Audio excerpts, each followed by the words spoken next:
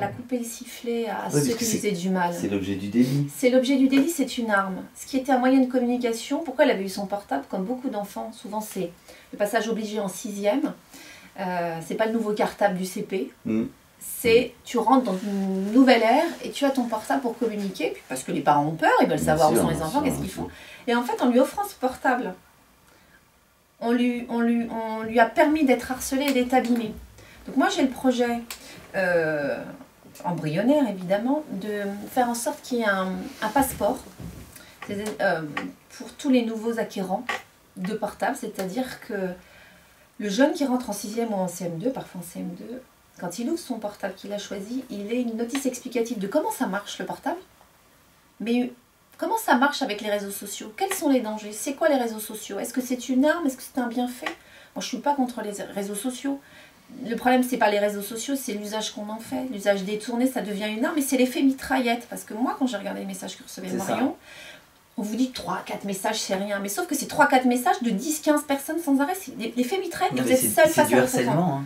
Je sais que c'est du harcèlement. Mais en plus, c'est une circonstance aggravante parce que on s'est tous fait embêter, on en a embêté d'autres. Et puis on rentrait chez nous, c'était un peu la belle vie. Sauf que là, vous reposez jamais, vous vous couchez avec une rumeur, vous vous levez avec une rumeur, vous avez une réputation, vous en avez une autre.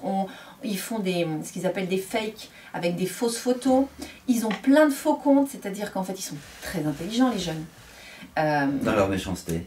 Ouais, mais parce que voilà, ils ont un train d'avance. Je ne veux pas faire peur aux parents, mais il faut savoir qu'ils ont un compte Facebook du nom, voilà. Oui, ils ont des faux noms. Ils ont des faux noms, et puis les messages privés, et puis on ne met pas nos enfants en garde à vue à chaque fois qu'ils rentrent le soir, quoi. Concrètement, qu'est-ce que vous voulez aujourd'hui par rapport à ces questions-là? Vous avez votre témoignage qu'on a beaucoup entendu, qu'on a nous un petit peu évoqué, mais vraiment, je ne vais pas plus loin parce que ça a déjà été bien fait, il suffit que lire le livre. On vous voit, et puis surtout, exactement, alors le livre, et je vais même vous avouer quelque chose. Au départ, je me suis dit, parce que moi je suis un grand lecteur, je reçois plein de choses, et je me suis dit, oh non, encore un témoignage, ça ne m'intéresse pas plus que ça. Bon, attitude de petit con, quoi. Et puis finalement, quand je l'ai lu, j'ai été totalement bouleversé. Et je vous ai même dit en off que j'ai des enfants au sein de ma famille. Et j'ai qu'une envie, c'est de les protéger, alors sans les harceler, sans toucher à leur liberté. Mais vraiment, votre livre est vraiment d'utilité publique, quoi. Écoutez, tant mieux, parce que c'était vraiment ça le message. C'est pour moi un acte de prévention, c'est une campagne de prévention. Il y a un documentaire là qui passe le 10 février sur France 2. C'est un manifeste. Ça s'appelle « Les souffres-douleurs se manifestent ». Là, on peut signer dès aujourd'hui, le 4 février, sur une plateforme « Je suis victime, j'ai été victime » pour montrer qu'on est debout et qu'il faut que ça change. Et moi, ce que je voudrais vraiment, c'est qu'on prenne en considération... On a 30 ans de retard vis-à-vis des pays scandinaves et anglo-saxons.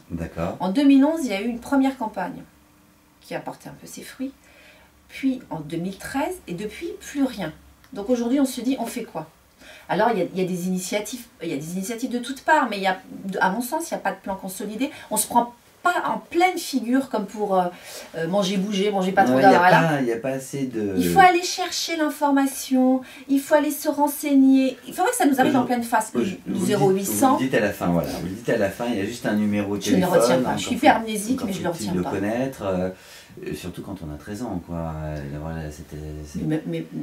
Enfin, je vais être dure.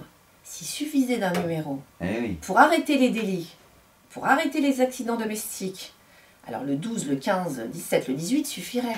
S'il suffisait d'un numéro pour éviter les violences conjugales, ça se saurait. C'est toujours à la victime de parler. Est-ce que vous allez créer une association? Oui, elle s'appelle l'association Marion Fraisse La Main Tendue, parce que comme j'explique dans le livre, on s'est plutôt des portes dans la figure. Donc je me suis dit comment on peut aider les gens, puisque nous on a la chance d'avoir un bon avocat, d'avoir un réseau d'amis et de familles très soudés. Et surtout, ce qui est terrible, c'est que depuis que j'ai créé cette association, j'ai une page Facebook, donc on démarre. Il doit y avoir près de 3 ou 4 000 personnes qui viennent de se connecter. J'ai des témoignages d'enfants harcelés, de parents qui sont perdus, ils ne savent pas quoi faire. Ils ont tout fait comme on leur avait dit. Coup de fil, rendez-vous, référent, etc. J'ai des adultes qui me disent « Ma vie, elle est fichue à cause du harcèlement. Je veux en parler, je veux combattre. » C'est un problème de santé publique. Aujourd'hui, il n'y a rien ou très peu de choses, parce que moi j'ai discuté avec des psychologues, il y a quelques initiatives, mais il faudrait j'aime pas le côté plan Marshall, le Grenelle 2. Il y a un gros chantier quand même. Mais là, il y a un chantier à mettre en place, avec tous les acteurs éducatifs, sociaux, de santé. Oui, parce que c'est cette loi du silence qu'il faut briser, parce qu'aujourd'hui, il y a eu le décès de Marion, mais derrière, il y a eu complètement une omerta. Mais il y a eu la jeune fille Mélina à Marseille la semaine dernière, il y a eu Mathéo, il y a eu Alexandre, il y a eu Pauline. Oui, mais les chefs d'établissement ont une réaction abjecte, enfin, nous on en pâtit. Ça le regarde, bien ça sûr. le regarde. Mais moi, ça me regarde aussi, le fait d'avoir lu et m'être approprié l'histoire, je pense qu'à un moment donné, il y a beaucoup trop de silence. Et ça permet justement la violence de s'installer. Bah oui, parce qu'ils nous disent les uns et les autres, briser la loi du silence. Bon, je le fais là, à mes risques et périls, mais je le fais. Ce sont que des faits avérés.